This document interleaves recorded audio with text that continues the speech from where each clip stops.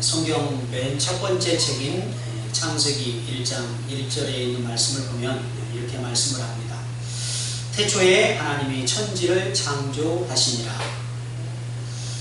하나님의 말씀인 성경은 하나님의 살아계심 그리고 하나님의 존재하심에 대해서 어떤 증명을 하려고 하기보다는 하나님은 존재하신다, 하나님은 존재하시기 때문에 일하신다 라고 말씀을 한다는 사실입니다.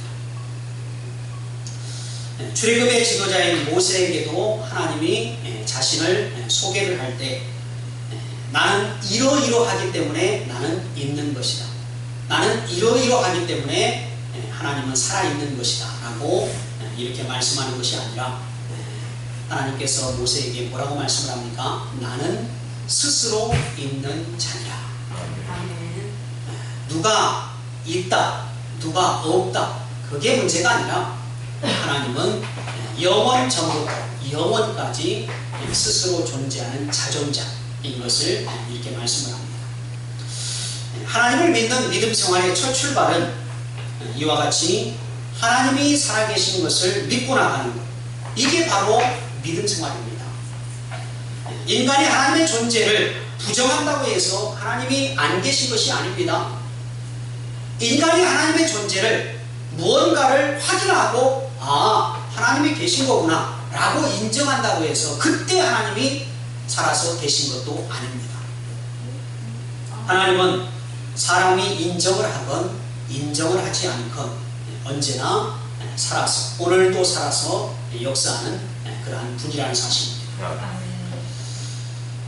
구약성경 출애굽기 17장 7절에 있는 말씀을 보면은 출애굽한 이스라엘 백성들이 신광야를 지나 르비딤에 도착합니다. 이 르비딤에 도착을 해가지고 물을 구할 수 없습니다. 광야에서 목마르고 메마른 그러한 땅에서 물을 구할 수 없자 이스라엘 백성들이 뭐라고 말을 하느냐? 하나님이 계시긴 계신 거야? 뭐 하나님이 살아있는 거야? 자, 이 이스라엘 백성들, 하나님이 있는 거야? 하나님이 있다면 이게 뭐야? 이렇게 말하는 이스라엘 백성들이 뭘 경험을 했느냐? 그 르비딤에 오기 전까지 하나님으로부터 홍해 바다가 갈라지는 능력을 경험을 했습니다. 광야에서 만나와 메추라기를 먹었습니다. 불과 얼마 전까지 하나님의 능력과 살아계심을 경험했던 사람들이 바로 이스라엘 백성들이었다는 것입니다. 그런데 자신들의 삶에 좀 어려움이 찾아왔다고, 광야에서 물을 마시지 못하는 그러한 어려움에 직면을 했다고 이스라엘 백성들이 뭐라고 말을 하느냐? 뭐 하나님이 있긴 있는 거야? 하나님이 있으면 나와보세요.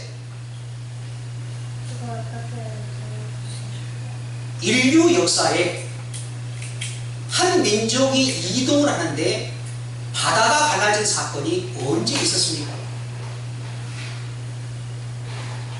어떤 민족이 하늘에서 내리는 음식을 받아서 40년 동안 먹은 백성이 있습니까? 그 어떤 민족, 어떤 역사에도 그러한 사실은 기록되어 있지 않습니다. 오직 유일하게 이스라엘 백성들만 그러한 하나님의 능력과 기적을 경험을 했습니다. 자, 그렇다고 한다면 이러한 놀라운 일들을 실제로 경험한 이스라엘 백성들은 믿음이 어떠해야 되겠습니까? 더 믿음이 특심해야 되지 않겠습니까? 다른 민족보다 더 믿음이 탁월해야 되지 않겠습니까? 그런데 문제는 무엇이냐? 이들이 삶 속에 잠깐의 어려움을 만나자 그들의 입에서 나온 말이, 이 앞전에도 우리를 도우신 하나님은 이번에도 우리를 도우실 거야 라고 말하는 것이 아니라, 하나님은 없나 봐. 이것이 인간이 가진 믿음의 수준입니다. 사람이 체험을 많이 했다고, 기적을 경험을 했다고, 지옥과 천국을 보고 왔다고 그 사람의 믿음이 특별하지 않습니다. 성경에 보게 되면 지옥에 떨어졌던 부자가 뭐라고 말을 합니까? 나를 세상에 다시 보내서 지옥이 있다는 것을 우리 형제들에게 좀 가르쳐주게 해주세요. 그때 아브라함이 뭐라고 말을 합니까? 네가 지옥에서 나가서, 지옥이 고통스러운 장소고 그 고통 속에서 견딜 수 없는 그러한 울부짖음이 있는 그러한 곳이라는 것을 네가 가서 이야기해도 사람들은 어떻다? 안 믿을 것이다.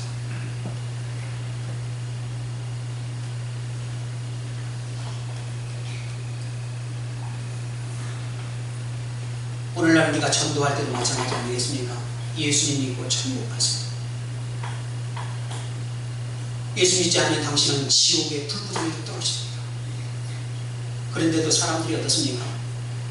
믿으려고 하지는 않습니다. 그래서 성경이 우리에게 요구하는 것이 무엇입니까?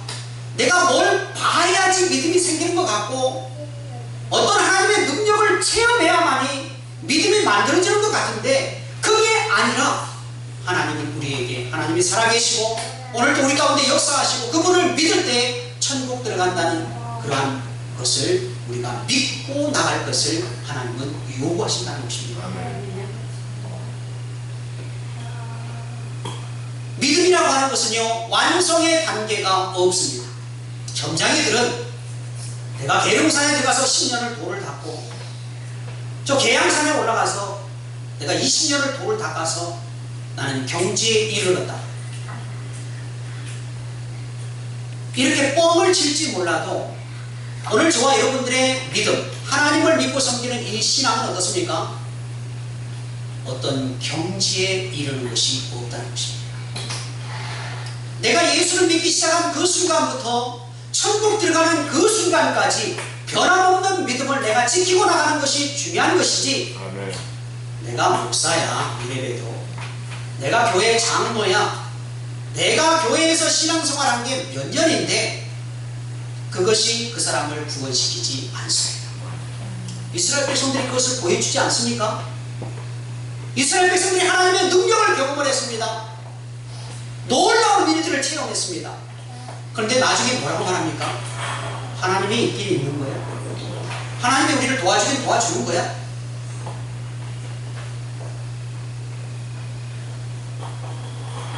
하나님은 사람이 인정을 하건 인정을 하지 않건 오늘도 하나님은 살아서 역사를 하십니다. 자, 그렇다고 한다면 오늘 저와 여러분들은 하나님이 분명히 살아서 오늘도 우리 가운데 역사하는 분인 것을 우리는 믿고 그것을 절제하고 오늘도 하나님 앞에 나와서 예배를 드립니다. 그 다음에 그러한 하나님을 믿는 믿음 가운데 우리에게 묻고 싶은 질문이 무엇인가? 그러면 그 하나님을 오늘 우리는 어떻게 만날 수 있습니까? 하나님이 살아계시고 하나님이 계시다는 것을 우리가 믿겠는데 그 하나님을 우리가 어떻게 만날 수 있습니까?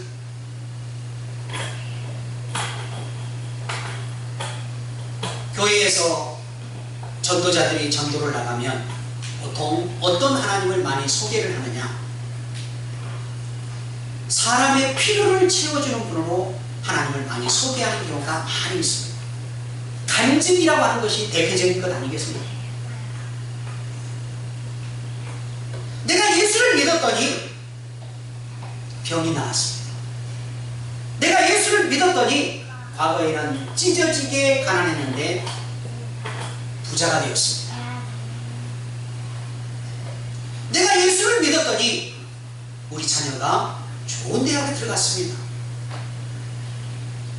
물론 하나님은 당신의 자녀들에게 은혜를 베풀어 주는 것은 맞습니다.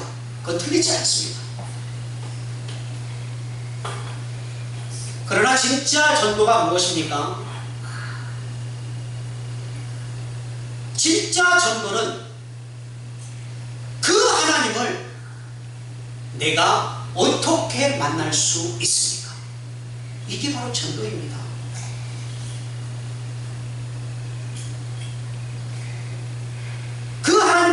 수 있는 방법을 우리는 전달을 해야 되는데, 그 하나님을 우리가 전할 때 그 얘기를 충분하게 차분하게 들을 수만 있다면 우리는 얼마든지 예수님을 만날 수 있는 방법을 그들에게 가르쳐 줄 수 있습니다. 그들이 들을 만한 시간과 마음의 자세가 안 돼 있기 때문에 우리가 전도할 때 너무나 짧은 시간 동안에 그 사람들이 듣고 지나가려고 하니까 우리가 뭐라고 말을 합니까? 교회 좀 나오세요. 예배 시간 한번 참여해 보세요. 왜 예배 시간이 중요합니까? 하나님을 만날 수 있는 은혜를 만날 수 있는 그러한 믿음의 모습들을 바로 듣고 배울 수 있는 시간이 바로 예배 시간이고 설교 시간이기 때문입니다. 우리가 찬양을 통해서 은혜를 받는다고 할 때 찬양의 어떤 부분에서 우리가 은혜를 받는 것입니까? 곡조입니까? 가사입니까? 만약에 곡조를 통해서 은혜를 받는다고 한다면요, 사람은요 감성을 가지고 있습니다. 세상 음악에도요 사람의 심금을 울리는 곡조들은 얼마든지 많이 있습니다.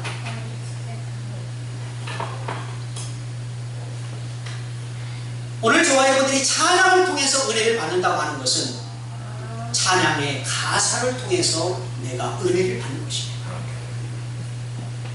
찬양의 가사의 내용을 들어보니까 내 삶을 그 찬양이 대변을 해주고 내 삶의 위로가 되고 내 현재의 삶의 모습을 붙들어주는 그러한 위로와 격려가 거기에 들어있더라는 것입니다.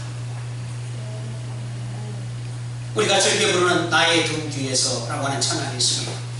나의 등 뒤에서 나를 도우시는 주, 평안히 길을 갈 때 보이지 않아도 지치고 고나여 넘어질 때면 다가와 손 내미시고. 우리가 이 찬양을 왜 즐겨 부릅니까? 찬양 속에 내 삶이 들어있기 때문입니다. 찬양 속에서 등 뒤에서 도우시는 그 하나님의 손길을 나도 좀 경험했으면 좋겠다 라고 하는 바람이 있기 때문입니다. 이 가사를 만든 분도 마찬가지일 것입니다. 이 가사를 만든 분도 자신의 등 뒤에서 도우시는 분을 경험했을 것이고 자신의 등 뒤에서 도우시는 하나님의 은혜를 이분은 기대를 했을 것입니다. 이 찬양의 작사자는 때로는 정말 하나님이 계신 분 하고 뒤를 돌아본 적도 있을 것입니다. 또한 이 사람은 등 뒤에서 붙들어주고 이렇게 세워주는 그 하나님의 은혜를 생각하면서 이분은 넘어졌을 때 다시 일어서려고 하는 그러한 생각도 가지고 있었을 것입니다. 오늘 우리도 이 찬양을 즐겨 부르는 이유도 마찬가지 아니겠습니까? 가사 속에서 내 모습이 거기에 담겨 있습니다. 나의 등 뒤에서 도우시는 하나님의 은혜가 나에게 있었으면 좋겠다. 내가 인생길이 너무 힘들고 넘어질 때가 많은데 나의 등 뒤에서 나를 붙들어서 이렇게 세워주시는 분이 있어서 나를 도와주면 좋겠다. 오늘 우리가 하나님을 만나는 것도 마찬가지입니다.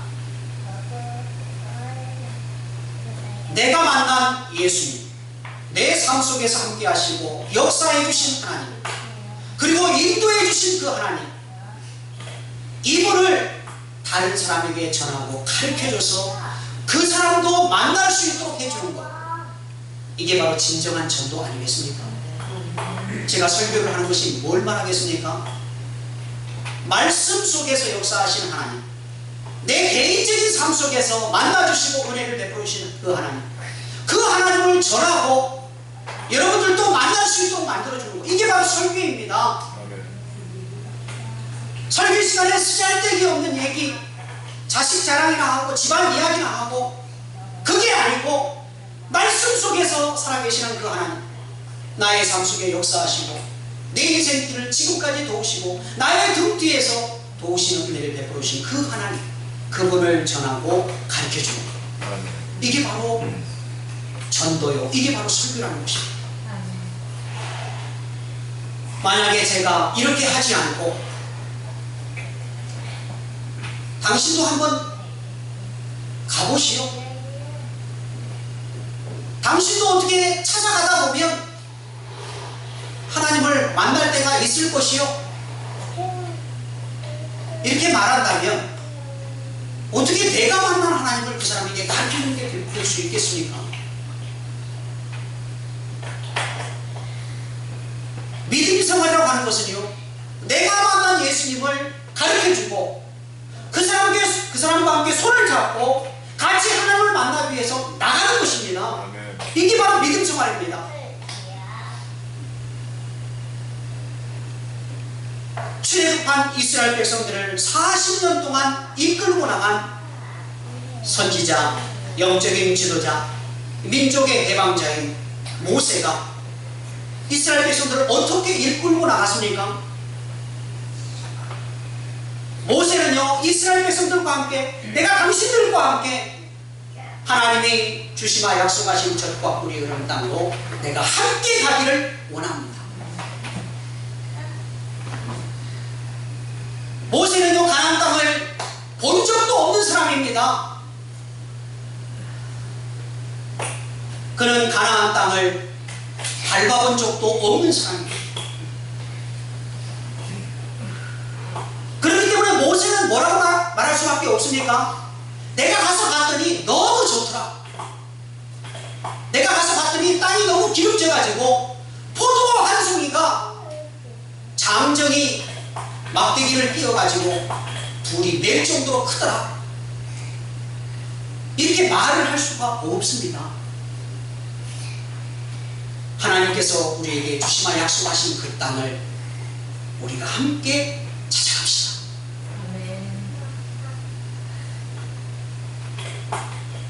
바로 이러한 차원에서 모세가 이스라엘 백성들에게 말을 했다는 것입니다. 모세와 이스라엘 백성들의 출발선은 똑같습니다. 맡은 역할의 차이만 있을 뿐입니다. 목사인 저와 성도인 여러분도 마찬가지입니다. 저 역시도 천국을 믿음으로 바라보고 나가는 사람입니다. 제가 천국을 가서 보고 와서 천국 가서 봤더니 이러이러합니다. 당신들도 한번 가보시오. 이렇게 말하면 되겠습니까? 저도 천국에 들어가야 되겠다는 믿음을 가지고 그 영원한 나라, 눈물이 없고 아픔이 없고 고통도 없고 상처도 없고 죽음도 없는 그 나라, 그 나라를 나도 들어가기를 원합니다. 우리 함께 그 나라를 향해서 우리가 달려갑시다.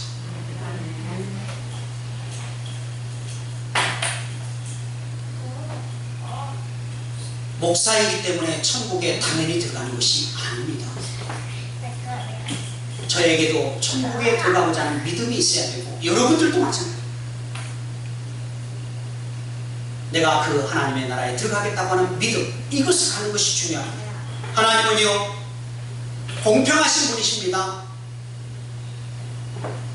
목사와 성도가 다르지 않다는 것입니다.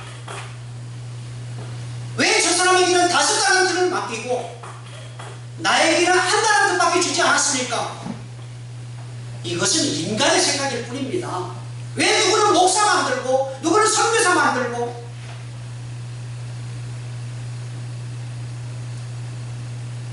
나는 왜 일반 평신도로서 일을 해야 합니까? 이게 아니라는 것입니다. 유대인의 가정교육에서 보면은요, 형제의 머리를 비교하면 둘 다 죽이는 것이지만 형제의 개성의 차이를 말하면 이것은 둘 다 살리는 것이다 라고 하는 말이 있습니다. 달란트도 마찬가지입니다. 달란트는 각 사람의 차이를 말하는 것이지 차별을 말하는 것이 아닙니다. 달란트를 5달란트, 2달란트, 1달란트 맡긴 것은요, 그 사람의 역량대로, 그 사람의 재능대로 맡긴 것입니다.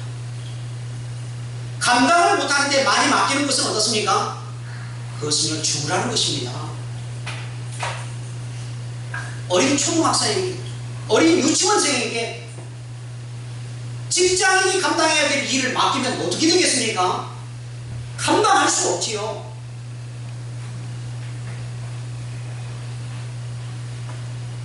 교회도 마찬가지입니다. 기본적으로 신학을 7년 동안 공부한 목사님과 일반 평신도가 똑같이, 목사님도 주일날 한 번 올라가고 다음 주에는 일반 평신도도 똑같이 올라가서 설교하고, 그렇게 한번 해볼까요?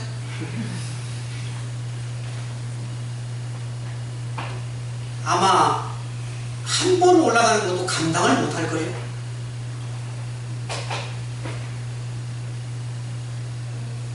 달란트에 많고 적으면 그것은 차별이 아닙니다.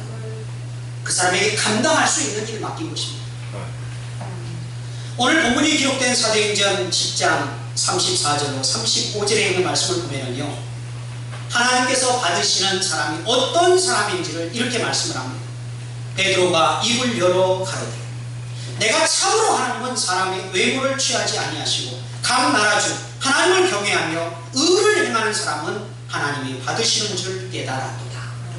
자, 이 말씀이 무슨 말씀이냐면, 하나님이 만나주시는 사람은 어떤 사람이냐? 사람의 외모가 아니다. 그 사람이 가지고 있는 직분도 아니다. 하나님이 만나주시는 사람은 어떻느냐? 하나님을 두려워하고 하나님 앞에서 거룩한 삶을 살아가고 하나님의 은혜를 구하는 사람, 이런 사람을 하나님이 찾아와 주시고 하나님이 만나 주신다는 것입니다. 하나님은 사람의 외모를 따지지 않습니다. 많이 배우고 많이 못 배우고 많이 가졌고 많이 가지지 못했고를 문제 삼지 않습니다. 하나님은 민족도 따지지 않습니다. 예수님 당시에 유대인들이 어떤 의식을 가지고 있었습니까? 이들은요, 자신들만이 하나님의 선택한 백성이라고 하는 그러한 선민의식, 우월적인 민족주의, 이러한 생각을 가지고 있었습니다. 자, 하나님께서 유대인들을 선택하신 이유가 무엇입니까? 성경은 이것을 말씀을 합니다. 예수님께서 말씀을 했죠. 구원이 누구를 통해서 온 세상에 나아가게 하기 위해서이다. 구원이 유대인을 통해서 온 세상에 나아가게 하기 위해서이다. 예수님이 어떤 민족으로 이 세상에 오셨습니까? 유대인으로 오셨습니다. 유대인이신 예수님을 통해서 온 세상의 구원의 역사가, 구원의 은혜가 전해지기 위해서 유대인이 먼저 선택을 받은 것일 뿐입니다. 하나님께서 히브리 민족의 조상인 아브라함에게 주신 말씀도 똑같지 않습니까? 창세기 12장 3절에 있는 말씀이죠. 땅의 모든 족속이 너를 통해서 복을 얻을 것입니다. 하나님이 아브라함에게 너만 복 주게, 너만 잘되게 만들어주게, 공선한 걸 바라봐라, 너만 다 줄 것이다. 하나님이 이렇게 말하지 않습니다. 너를 통하여라고 하는 말씀은 아브라함 자신을 의미하기도 하지만 아브라함을 통해서 이루어질 유대인들, 그리고 아브라함의 믿음, 아브라함의 헌신과 믿음의 수고를 통해서 모든 사람들에게 구원의 은혜가 임하게 될 것이다. 만약 하나님께서 히브리 민족만을 상대로 일을 했다면 왜 야곱이 살고 있는 가나안 땅은 다 굶어서 죽어야 되고 요셉이 있는 애굽 땅에는 7년 동안 풍년이 들어가지고 곡식을 창고에 들이지 못할 정도로 풍성하게 쌓아놓고 온 민족을 먹여서 살리는 그러한 역사가 이방 땅에서 일어납니까? 또한 선지자 요나도 마찬가지죠. 니느웨는 어떤 성입니까? 아수르 수도입니다. 이방 나라입니다. 아수르는 강력한 나라였습니다. 다른 주변 민족을 침입해가지고 강탈을 하고 사육을 하고 이런 민족입니다. 그런데 이런 민족, 악한 민족, 불의와 불법을 행하는 민족이라 할지라도 하나님은 어떻게 하기를 원하십니까? 요나를 보내서 그 민족을 회개시키기를 하나님은 원하십니다. 인간의 생각은 어떻습니까? 악한 사람, 에휴 저 사람이 어떻게 사고라도 좀 났으면 좋겠어. 에휴 저 사람은 좀 병이라도 좀 들었으면 좋겠어. 이렇게 생각하는 사람이 있을지 몰라도 하나님은 어떻습니까? 하나님은요 사람이 생각할 때 악한 사람이라 할지라도 그 사람에게 은혜를 베풀어 주기를 원한다는 것입니다. 아멘. 예수님 당시에도 마찬가지입니다. 예수님께서 공생의 사역을 할 때요 이스라엘 땅 안에만 예수님께서 은혜를 베푼 것이 아닙니다. 예수님이 이방 땅에 살고 있는 수로보닉의 여인, 이방 여인입니다. 이 여인의 흉악하게 귀신 들린 딸을 치료하기 위해서 그 이방 지역으로 예수님이 넘어가십니다.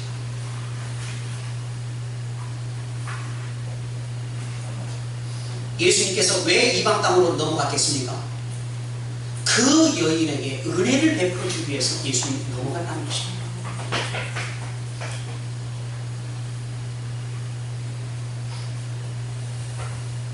당시 예수님 당시의 세계의 역사는 로마의 역사입니다. 그래서 그런 말이 있지요. 모든 길은 어디로 통한다? 로마로 통한다. 자, 로마 나라에 예수 그리스도의 복음이 들어가기만 하면 어떻게 된다는 것입니까? 전 세계에 복음이 전파될 수 있다는 것입니다. 오늘 성경의 사도행전이 보여주고자 하는 것이 바로 이것입니다. 로마의 백부장, 황제의 치리부대의 백부장이 예수님을 만난다고 하면 어떻게 되겠습니까? 거기에서부터 놀라운 구원의 역사가 일어나게 된다는 것입니다. 성경이 아무런 목적 없이 아무런 이유 없이 고넬료라고 하는 이방인 로마의 백부장을 언급하고 있는 것이 아닙니다. 그 사람을 통해서 로마의 또 전 세계에 복음이 전파되는 놀라운 일을 이루기 위해서 바로 고넬료라고 하는 사람을 선택을 했다는 것이지요. 그런데 중요한 사실이 있습니다.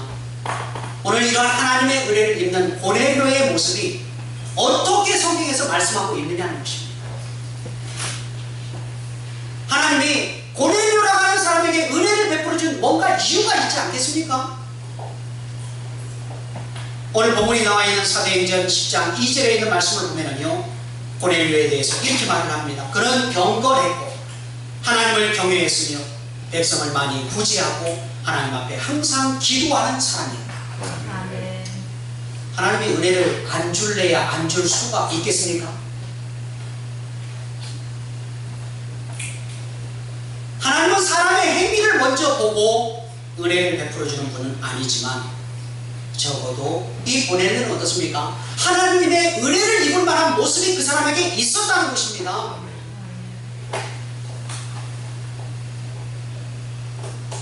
오늘 이러한 모습들을 몇 가지로 살펴보면 고넬료는 첫 번째로 경건한 사람이었고 온 집안으로 더불어서 하나님을 경외하고 백성을 많이 구제하고 하나님을 항상 경외하는 또 기도하는 그런 사람이었다. 신앙생활이 무엇입니까? 오늘 고넬료가 하나님 앞에 이쁜 짓을 하고 있지 않습니까? 믿음 생활은요 다른 것이 아닙니다. 하나님 앞에 예쁜 짓 하는 것이 믿음 생활입니다.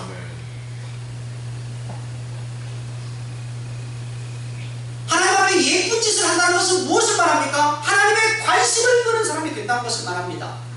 오늘 우리는 사고 쳐가지고 하나님의 관심을 끄는 사람이 되어서는 안 되고 하나님 앞에 예쁜 짓을 해가지고 하나님의 관심을 끌어야 합니다. 오늘 고넬료가 하나님의 관심을 끄는데 예쁜 짓을 너무나 많이 하지 않습니까? 삭개오가 예수님을 통해서 이 사람도 잃어버린 아브라함의 자손이다 라고 하는 구원의 은혜가 임한 그 이유가 무엇입니까? 예수님의 관심을 끌었습니다. 어떻게 관심을 끌었습니까? 돌 무화과 나무 위에 올라가지 않습니까? 예수님 나 좀 놔주세요. 나 좀. 사람들 군중들 사이에 끼어있으면 키가 작아서 그냥 예수님이 그냥 지나칠 수 있습니다. 예수님 나 좀 쳐다봐 주세요. 그래서 돌 무화과 나무 위에 올라가지 않았습니까? 바디메오도 마찬가지입니다. 예수님이 지나간다는 소리를 들었습니다. 여리고 지역에 오신 예수님께서 지나간다는 소문을 듣고 바디메오가 어떻게 합니까? 예수님의 관심을 끌기 위해서 소리를 지릅니다. 주여 나를 불쌍히 여기소서. 다윗의 자손이여 나를 불쌍히 여기소서.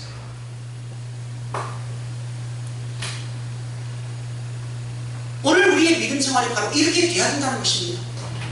믿음 생활하는데 늘 뒤에 서서 늘 다른 사람 뒤에 감춰서 이렇게 믿음 생활하는 것이 아니라 나를 하나님 앞에 어떻게든 어필하기 위해서 나를 막 보여주려야 합니다.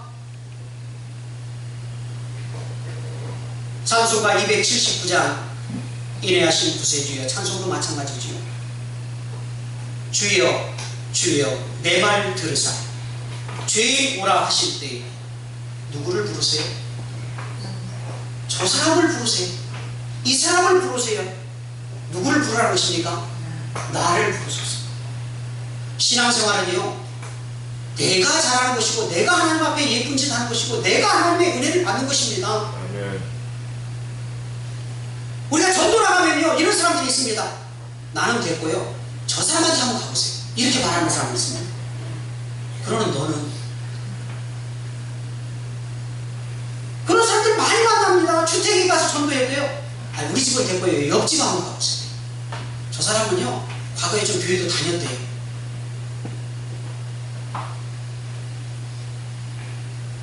두 번째 오늘 고레뇨는 하나님이 일하시는 방향과 같은 방향으로 고레뇨는 나아가고 있었다는 것입니다. 하나님은요 무엇을 통해서 일하시는 분이십니까? 하나님은 사랑으로 긍휼로 일하시는 분입니다. 하나님이 만약에 오늘 저와 여러분들이 죄 짓는 데는 다 그냥 즉결 처분을 내리기도 한다면요 저도 여기에 서 있을 수 없습니다. 목사는 죄 안 짓습니까? 그렇다고 해서 지독하게 죄를 많이 짓나 보다 이렇게 생각하지 마시고 하나님은요 은혜와 사랑을 베풀어주는 그런 모습을 일하시는 분이죠. 그런데 이 고레뇨가 어떻습니까? 지배 민족의 장교입니다. 포감을 행사하고 사람들을 함부로 부려도 누가 뭐라고 할 사람이 아무도 없습니다. 과거에 일제시대에 일본 순사들 또 일본 군대들이 우리나라를 얼마나 우리나라 백성들을 힘들게 했습니까? 그렇다고 해서 누가 뭐라고 한 사람이 있습니까? 아무도 말하지 못합니다. 어린 소녀들을 위안부로 끌고 가고 젊은 장정들을 징용으로 끌고 가도 누가 뭐라고 할 수 없습니다. 이 고레뇨도 마찬가지였다는 것이죠. 그런 사람임에도 불구하고 이 고레뇨는 어떻습니까? 오늘 성경을 보니까요 많은 구제를 했다고 말합니다. 오히려 헐벗고 고통당하는 사람들을 도와줬다. 바로 하나님께서 일하시는 방향으로 고레뇨도 똑같이 일했다는 것입니다. 세 번째는요 하나님이 계시는 장소와 하나님이 함께 하시는 사람, 이 사람에게 하나님의 은혜가 임할 가능성이 크다는 것입니다. 자, 오순절날 베드로의 설교를 듣고 3,000명이 구원을 얻습니다. 자, 왜 3,000명이 구원을 얻었을까요? 오순절날에 이들이 예루살렘에 모여들었기 때문에 이들이 구원을 받은 것입니다. 왜 교회에 나와야 되느냐? 왜 억지로라도 목사가 가가지고 차운전을 해가지고 성도를 한 사람이라도 더 데려오려고 하느냐? 빈자리 땜빵하려고 그런 게 아니라 은혜 받는 자리에 나와 있어야 그 사람이 은혜를 받고 믿음이 세워지고 하나님을 위해서 큰 일을 할 수 있기 때문에 아멘. 그렇게 하는 거예요. 오순절날도 마찬가지입니다. 만약에 오순절날 15개국에서 모여들었던 사람이 그냥 자기네 집에서 안방에서 들어오고서 텔레비전에나 보고 있었으면 어떻게 되었겠어요? 구원의 은혜가 그들에게 임했겠습니까? 임하지 않습니다. 엘리사 선지자가 엘리야가 받았던 성령의 영감을 갑절이나 받은 이유가 무엇입니까? 엘리사 선지자는요 엘리야 선지자를 늘 따라다녔습니다.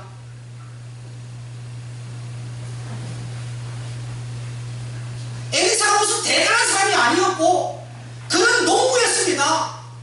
소를 가지고 쟁기질을 하던 사람 아니었습니까? 엘리사는. 그런데 그 사람의 특징이 무엇입니까? 엘리사를 떨어지지 않습니다. 엘리사가 좀 제발 좀 가라 하는데도 가지 않습니다. 결국 성령의 능력이 갑절로 엘리사에게 임하지 않습니다. 오늘 우리도 마찬가지입니다. 하나님의 은혜를 경험하고 하나님을 만나기 위해서는 내가 어떻게 해야 되느냐? 하나님이 계신 교회를 가까이 해야 된다는 것입니다.